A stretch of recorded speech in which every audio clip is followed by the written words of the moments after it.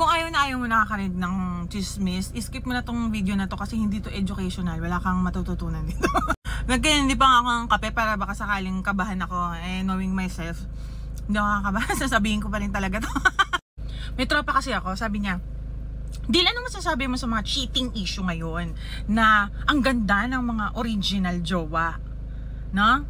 Tapos yung third party, paisip ka, nangyari, ganun. Yung bakit hindi daw kinikilabutan yung third party manira ng relasyon knowing na mas may itsura sa kanila yung original. May kwento ako dyan!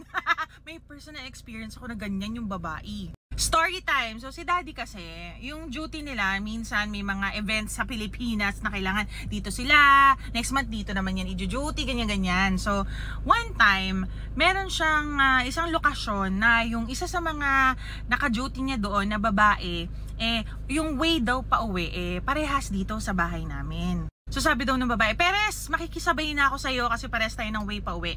Motor ang dala ng asawa ko noon. Alam ng asawa ko na ayoko yung nakikisabay-sabay ng mga babae. Alam niya yan. Kasi hindi ko yung ginagawa. Hindi rin naman ako nagsasabay ng lalaki. So para quits, hindi ka rin pwede, diba?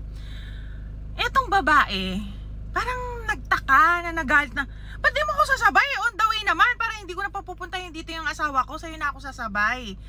Ganon. So ibig sabihin, pwede naman pala na asawa na lang niya ang sumundo sa kanya, pero ipinilit niya na doon na nga siya sa motor ng asawa ko sasakay. So sabi ng asawa ko, hindi pwede, magalit misis ko. Hindi na, ba't magalit? Sumakay na.